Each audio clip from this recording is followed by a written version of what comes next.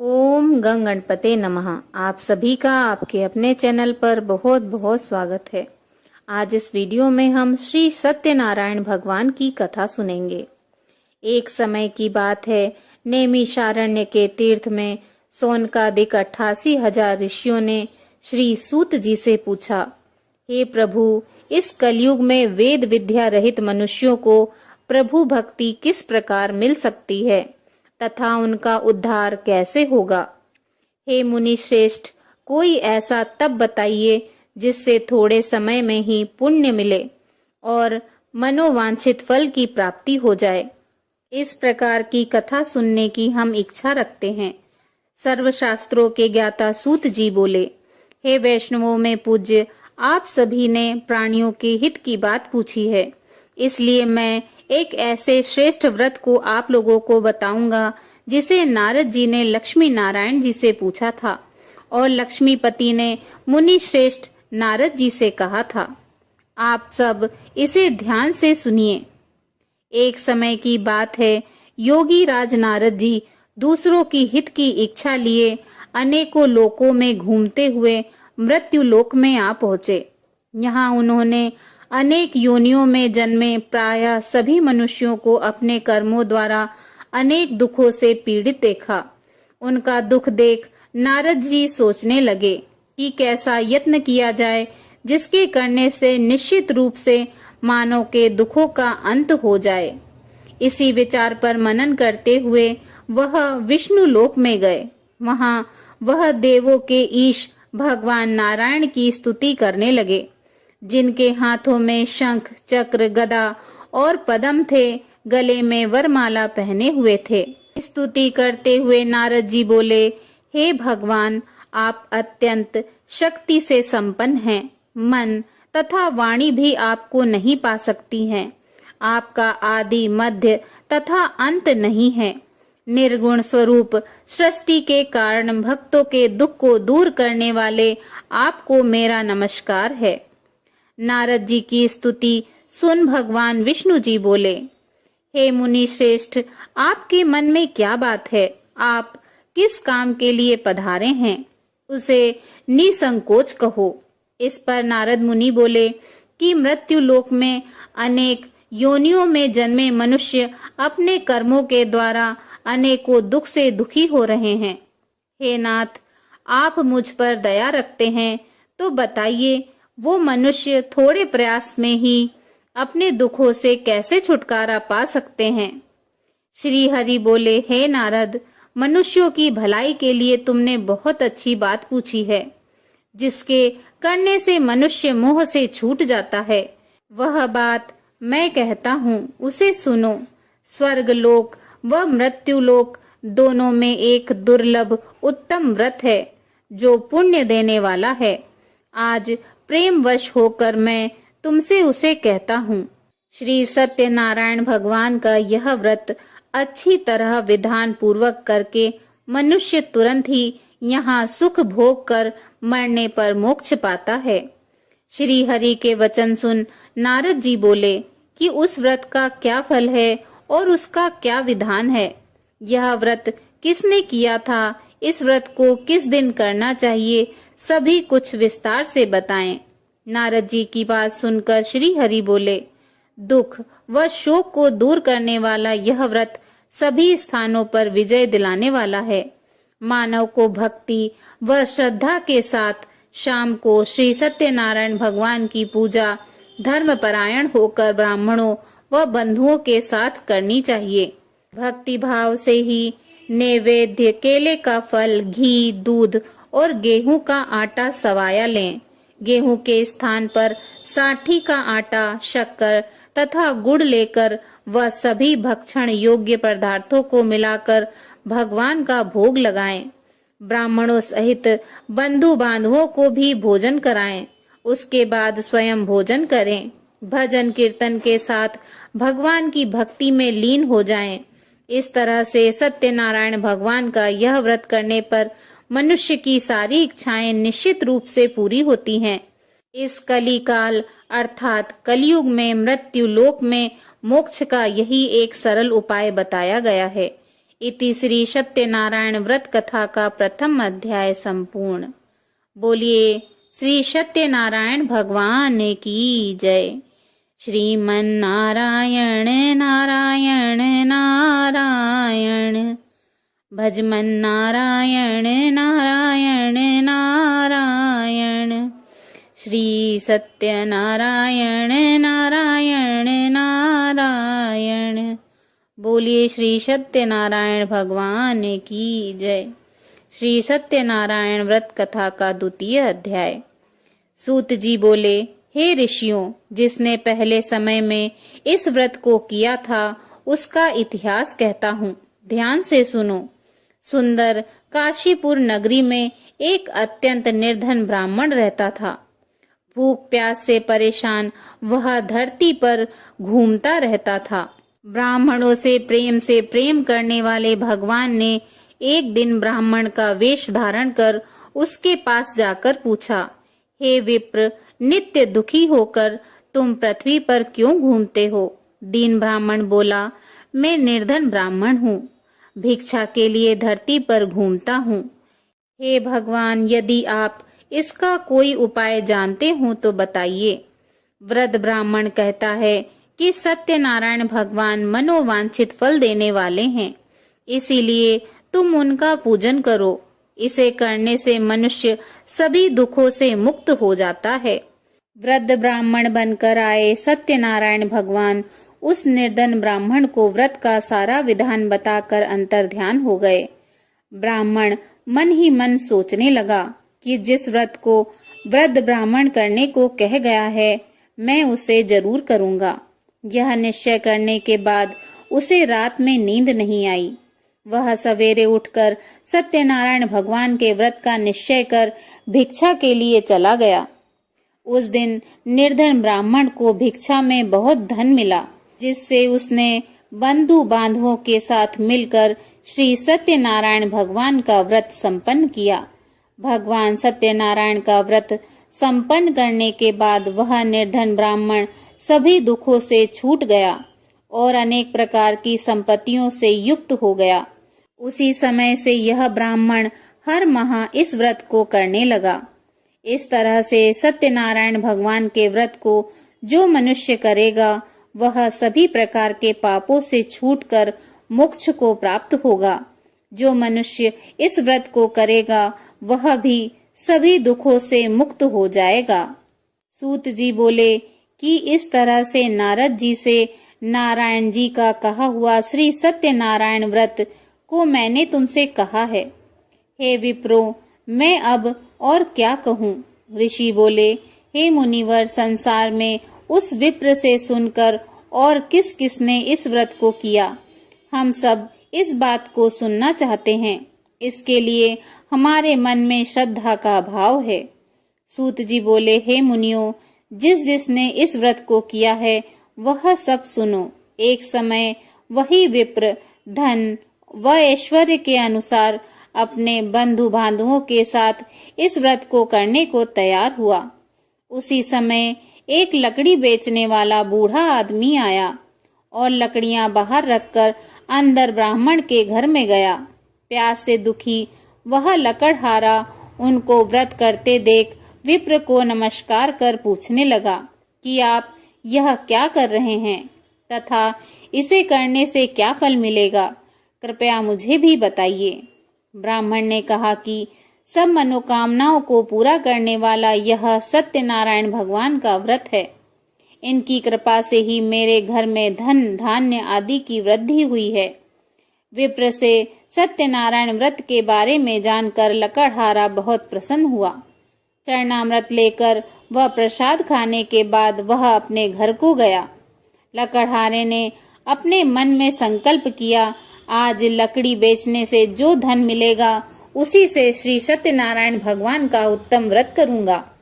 मन में इस विचार को ले बूढ़ा आदमी सिर पर लकड़ियां रख उस नगर में बेचने गया जहां धनी लोग ज्यादा रहते थे। उस नगर में उसे अपनी लकड़ियों का दाम पहले से 4 गुना अधिक मिलता है।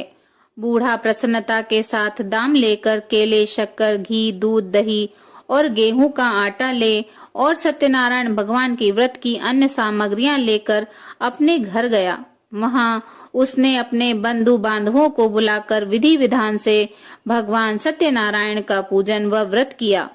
इस व्रत के प्रभाव से वह बूढ़ा लकड़हारा धन पुत्र आदि से युक्त होकर संसार के समस्त सुख भोग अंतकाल में बैकुंठ धाम चला गया।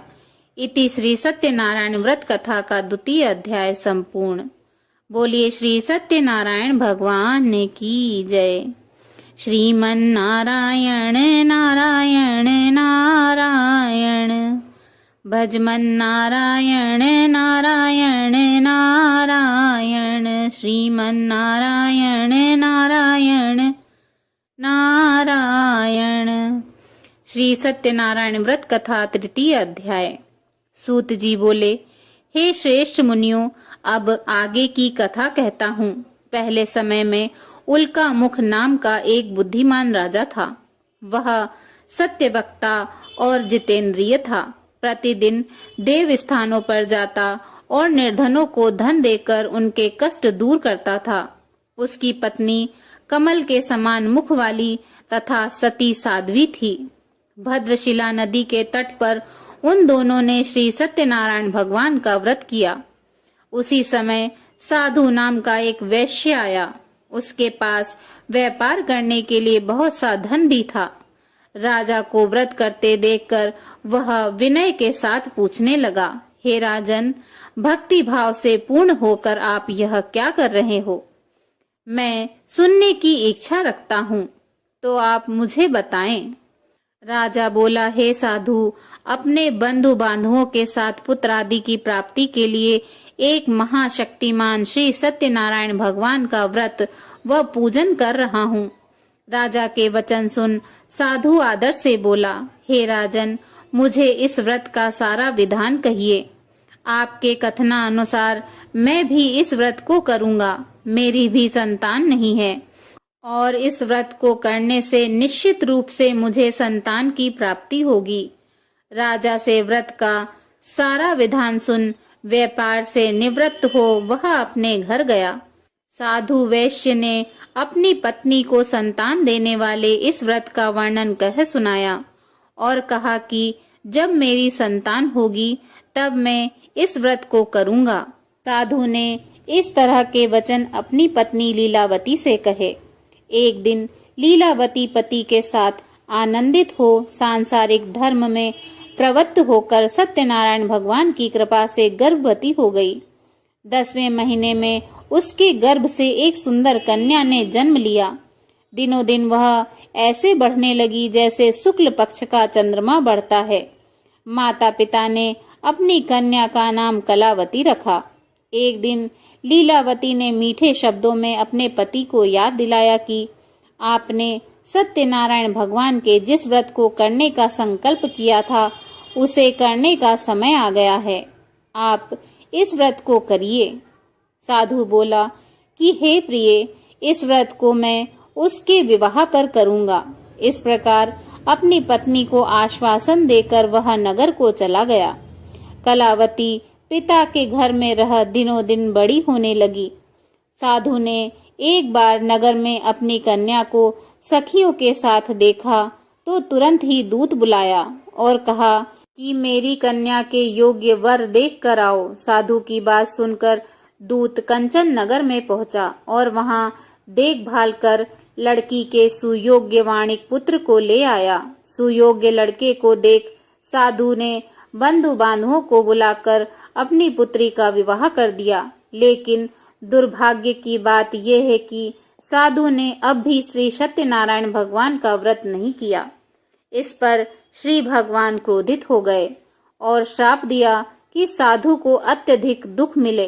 अपने कार्य में कुशल साधु बनिया जमाई को लेकर समुद्र के पास स्थित रत्नासारपुर नगर में गया। वहां जाकर दामाद ससुर दोनों मिलकर चंद्रकेतु राजा के नगर में व्यापार करने लगे। एक दिन भगवान सत्यनारायण की माया से एक चोर राजा का धन चुराकर भाग रहा था। उसने राजा के सिपाहियों को अपना पीछा करते देख चुराया हुआ धन वहां रख दिया, जहाँ साधु अपने जमाई के साथ ठहरा हुआ था। राजा के सिपाहियों ने साधु वेश्य के पास राजा का धन पड़ा देखा और वह ससुर जमाई दोनों को बांधकर प्रसन्नता के साथ राजा के पास ले आए और कहा कि उन दोनों चोरों को हम पकड़ लाए हैं, आप आगे की कार्यवाही की आज्ञा दें। राजा की आज्ञा से उन दोनों को कठिन कारावास में डाल दिया गया और उनका सारा धन भी उनसे छीन लिया गया। श्री सत्यनारायण भगवान के श्राप से साधु की पत्नी भी बहुत दुखी हुई। घर में जो भी धन रखा था उसे चोर चुरा ले गए। शारीरिक तथा मानसिक पीड़ा व भूख प्यास से अति दुखी हो अन्न की चिंता में कलावती एक ब्राह्मण के घर गई। वहां उसने श्री सत्यनारायण भगवान का व्रत होते देखा, फिर कथा भी सुनी। वह प्रसाद ग्रहण कर रात को घर वापस आई। माता ने कलावती से पूछा कि हे पुत्री, अब तक तुम कहाँ थी? तेरे मन में क्या है? कलावती ने अपनी माता से कहा, हे माता, मैंने एक ब्राह्मण के घर में श्री सत्यनारायण भगवान का व्रत देखा है। कन्या के वचन सुन लीलावती भगवान के पूजन की तैयारी करने लगी। लीलावती ने परिवार व बंधुओं सहित सत्यनारायण भगवान का पूजन किया और उनसे वर मांगा कि मेरे पति तथा जमाई शीघ्र घर आ जाएं। साथ ही यह भी प्रार्थना की कि हम सबका अपराध क्षमा करें। श्री सत्यनारायण भगवान इस व्रत से संतुष्ट हो गए और राजा चंद्रकेतु को सपने में दर्शन देकर कहा, हे राजन, तुम उन दोनों वैश्यों को छोड़ दो और तुमने उनका जो धन लिया है उसे वापस कर दो। अगर तुमने ऐसा नहीं किया तो मैं तुम्हारा धन, राज्य व संतान सभी को नष्ट कर दूंगा। राजा को यह सब कहकर भगवान अंतर्ध्यान हो गए। प्रातःकाल सभा में राजा ने अपना सपना सुनाया, फिर बोले कि वाणिक पुत्रों को कैद से मुक्त कर सभा में लाओ। दोनों ने आते ही राजा को प्रणाम किया। राजा मीठी वाणी में बोला, हे महानुभाव, भाग्यवश ऐसा कठिन दुख तुम्हें प्राप्त हुआ है, लेकिन अब तुम्हें कोई भय नहीं है। ऐसा कह राजा ने उन दोनों को नए वस्त्राभूषण भी पहनाए और जितना धन उनका लिया था उससे दुगना धन वापस कर दिया। दोनों वैश्य अपने घर को चल दिए।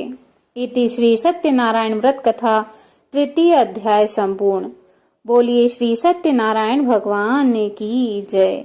श्रीमन्नारायण नारायण नारायण, भजमन नारायण नारायण नारायण, श्रीमन्नारायण नारायण नारायण, भजमन नारायण नारायण नारायण। श्री सत्यनारायण व्रत कथा का चतुर्थ अध्याय। सूत जी बोले, वैश्य ने मंगलाचार कर अपनी यात्रा आरंभ की और अपने नगर की ओर चल दिए। उनके थोड़ी दूर जाने पर एक दंडी वेशधारी श्री सत्यनारायण भगवान ने उनसे पूछा, हे साधु, तेरी नाव में क्या है? अभिवाणी वाणिक हंसता हुआ बोला, हे दंडी, आप क्यों पूछते हो? क्या धन लेने की इच्छा है? मेरी नाव में तो बेल व पत्ते भरे हुए हैं। वैश्य के कठोर वचन सुन भगवान बोले, तुम्हारा वचन सत्य हो। दंडी ऐसे वचन कह वहां से दूर चले गए। कुछ दूर जाकर समुद्र के किनारे बैठ गए। दंडी के जाने के बाद साधु वैश्य ने नित्य क्रिया के पश्चात नाव को ऊंची उठते देख अचंभा मान और नाव में बेल पत्ते आदि देख वह मूर्छित हो जमीन पर गिर पड़ा। मूर्छा खुलने पर वह अत्यंत शोक में डूब गया। तब उसका दामाद बोला कि आप शोक न मनाएं, यह दंडी का श्राप है, इसीलिए हमें उनकी शरण में जाना चाहिए, तभी हमारी मनोकामना पूरी होगी। दामाद की बात सुनकर वह दंडी के पास पहुंचा और अत्यंत भक्ति भाव से नमस्कार करके बोला, मैंने आपसे जो जो असत्य वचन कहे थे उनके लिए मुझे क्षमा दें। ऐसा कहकर महान शोकातुर हो रोने लगा। तब दंडी भगवान बोले, हे वाणिक पुत्र, मेरी आज्ञा से बार बार तुम्हें दुख प्राप्त हुआ है। तू मेरी पूजा से विमुख हुआ। साधु बोला, हे भगवान, आपकी माया से ब्रह्मा आदि देवता भी आपके रूप को नहीं जानते, तब मैं अज्ञानी कैसे जान सकता हूँ। आप प्रसन्न होइए, अब मैं सामर्थ्य के अनुसार आपकी पूजा करूँगा। मेरी रक्षा करें और पहले के समान नौका में धन भर दें।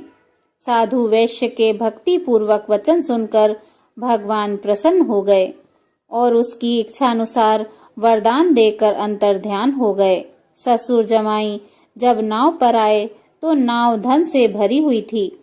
फिर वहीं अपने अन्य साथियों के साथ सत्यनारायण भगवान का पूजन कर अपने नगर को चल दिए। जब नगर के नजदीक पहुँचे तो दूत को घर पर खबर करने के लिए भेज दिया। दूत साधु की पत्नी को प्रणाम कर कहता है कि मालिक अपने दामाद सहित नगर के निकट आ गए हैं। दूत की बात सुन साधु की पत्नी लीलावती ने बड़े हर्ष के साथ श्री सत्यनारायण भगवान का पूजन कर अपनी पुत्री कलावती से कहा कि मैं अपने पति के दर्शन को जाती हूँ, तू कार्य पूर्ण कर शीघ्र आ जा। माता के ऐसे वचन सुन कलावती जल्दी से प्रसाद छोड़ अपने पति के पास चली गई। प्रसाद की अवज्ञा के कारण श्री सत्यनारायण भगवान रुष्ट हो गए और नाव सहित उसके पति को पानी में डुबो दिया। कलावती अपने पति को वहां न पाकर रोती हुई जमीन पर गिर गई। नौका को डूबा हुआ देख वह कन्या को रोता देख साधु दुखी होकर बोला कि हे प्रभु, मुझसे तथा मेरे परिवार से जो भूल हुई है उसे क्षमा करें। साधु के दीन वचन सुनकर श्री सत्यनारायण भगवान प्रसन्न हो गए और आकाशवाणी हुई, हे साधु, तेरी कन्या मेरे प्रसाद को छोड़कर आई है, इसीलिए उसका पति अदृश्य हो गया है। यदि वह घर जाकर प्रसाद खाकर लौटती है तो इसे इसका पति अवश्य मिलेगा। ऐसी आकाशवाणी सुन कलावती घर पहुंचकर प्रसाद ग्रहण करती है और फिर आकर अपने पति के दर्शन करती है। उसके बाद साधु अपने बंधु बांधवों सहित श्री सत्यनारायण भगवान का विधि विधान से पूजन करता है तथा इस लोक में सभी सुखों को भोग कर अंत में स्वर्ग को जाता है। इति श्री सत्यनारायण व्रत कथा का 4th अध्याय संपूर्ण। श्रीमन्नारायण नारायण नारायण, भजमन नारायण नारायण नारायण, श्रीमन्नारायण नारायण नारायण, भजमन नारायण नारायण नारायण। श्री सत्यनारायण व्रत कथा का 5th अध्याय। सूत जी बोले, हे ऋषियों, मैं और भी एक कथा सुनाता हूँ, उसे भी ध्यान पूर्वक सुनो। प्रजापालन में लीन तुंगध्वज नाम का एक राजा था। उसने भी भगवान का प्रसाद त्याग कर बहुत ही दुखों को प्राप्त किया। एक बार वन में जाकर वन्य पशुओं को मारकर वह बड़ के पेड़ के नीचे आया। वहां उसने ग्वालों को भक्ति भाव से अपने बंधुओं सहित श्री सत्यनारायण भगवान का पूजन करते देखा। अभिमानवश राजा उन्हें देखकर भी पूजा स्थान में नहीं गया और ना ही उसने भगवान को नमस्कार किया। ग्वालों ने राजा को प्रसाद दिया, लेकिन उसने वह प्रसाद नहीं खाया और प्रसाद को ही छोड़कर अपने नगर को चला गया। जब वह नगर में पहुंचा तो वहां सब कुछ तहस नहस हुआ पाया, तो वह शीघ्र ही समझ गया कि यह सब भगवान ने ही किया है। वह दोबारा ग्वालों के पास पहुंचा और विधि पूर्वक पूजा करके प्रसाद खाया तो श्री सत्यनारायण भगवान की कृपा से सब कुछ पहले जैसा हो गया। दीर्घ काल तक सुख भोगने के बाद मरणोपरांत उसे स्वर्ग लोक की प्राप्ति हुई। जो मनुष्य परम दुर्लभ इस व्रत को करेगा तो भगवान श्री सत्यनारायण की अनुकंपा से उसे धन्य धान्य की प्राप्ति होगी। निर्धन धनी हो जाता है और भय मुक्त हो जीवन जीता है। संतानहीन मनुष्य को संतान सुख मिलता है और सारे मनोरथ पूर्ण होने पर मानव अंतकाल में वैकुंठ धाम को जाता है। सूत जी बोले, जिन्होंने पहले इस व्रत को किया, अब उनके दूसरे जन्म की कथा कहता हूँ। वृद्ध सतानंद ब्राह्मण ने सुदामा का जन्म लेकर मोक्ष की प्राप्ति की। लकड़हारे ने अगले जन्म में निषाद बनकर मोक्ष प्राप्त किया। उल्कामुख नाम के राजा दशरथ होकर बैकुंठ को गए। साधु नाम के वैश्य ने मोर ध्वज बनकर अपने पुत्र को आरे से चीरकर मोक्ष पाया। महाराज तुंगध्वज ने स्वयंभू होकर भगवान में भक्ति युक्त हो कर्म कर मोक्ष पाया। इति श्री सत्यनारायण व्रत कथा का 5वां अध्याय संपूर्ण। बोलिए श्री सत्यनारायण भगवान की जय। श्रीमन्नारायण नारायण नारायण, भजमन नारायण नारायण नारायण, श्रीमन्नारायण नारायण नारायण, श्रीमन्नारायण नारायण नारायण। श्री सत्यनारायण भगवान की आरती। ओम जय लक्ष्मी रमणा, स्वामी जय लक्ष्मी रमणा। श्री सत्यनारायण स्वामी, श्री सत्यनारायण स्वामी, जनपातक हरणा।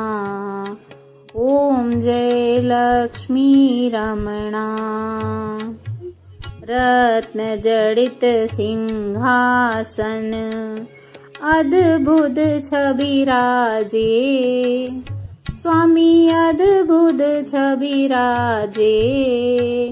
नारद करत निरंजन, नारद करत निरंजन, घंटा ध्वनि बाजे। ओम जय लक्ष्मी रमणा। प्रकट भये कली कारण, द्विज को दर्श दियो, स्वामी द्विज को दर्श दियो। बूढ़ो ब्राह्मण बनकर, बूढ़ो ब्राह्मण बनकर, कंचन महल कियो। ओम जय लक्ष्मी रमणा। दुर्बल भील कठोरा, जिन पर कृपा करी, स्वामी जिन पर कृपा करी। चंद्रचूर्ण एक राजा, स्वामी चंद्रचूर्ण एक राजा, तिनकी विपत्ति हरी। ओम जय लक्ष्मी रमणा। वैश्य मनोरथ पायो, श्रद्धा तज दीनी, स्वामी श्रद्धा तज दीनी। सो फल भोग्यो प्रभु जी, सो फल भोग्यो प्रभु जी, फिर स्तुति कीनी। ओम जय लक्ष्मी रमणा। भाव भक्ति के कारण, छिन छिन रूप धर्यो, स्वामी छिन छिन रूप धर्यो। श्रद्धा धारण कीनी, श्रद्धा धारण कीनी, तिनके काज सर्यो। ओम जय लक्ष्मी रमणा। ग्वाल बाल संग राजा, वन में भक्ति करी, स्वामी वन में भक्ति करी। मन वांछित फल दीनो, मन वांछित फल दीनो, दीन दयाल हरि। ओम जय लक्ष्मी रमणा। चढ़त प्रसाद सवायो, कदली फल मेवा, स्वामी कदली फल मेवा। धूप दीप तुलसी से, धूप दीप तुलसी से, राजी सत्यदेवा। ओम जय लक्ष्मी रमणा। श्री सत्यनारायण जी की आरती जो कोई नर गावे, स्वामी जो कोई नर गावे। रिद्धि सिद्धि सुख संपत्ति, रिद्धि सिद्धि सुख संपत्ति सहज रूप पावे। ओम जय लक्ष्मी रमणा। ओम जय लक्ष्मी रमणा। स्वामी जय लक्ष्मी रमणा। श्री सत्यनारायण स्वामी, श्री सत्यनारायण स्वामी जन पातक हरणा। ओम जय लक्ष्मी रमणा। बोलो श्री सत्यनारायण भगवान की जय। ओम नमो भगवते वासुदेवाय नमः।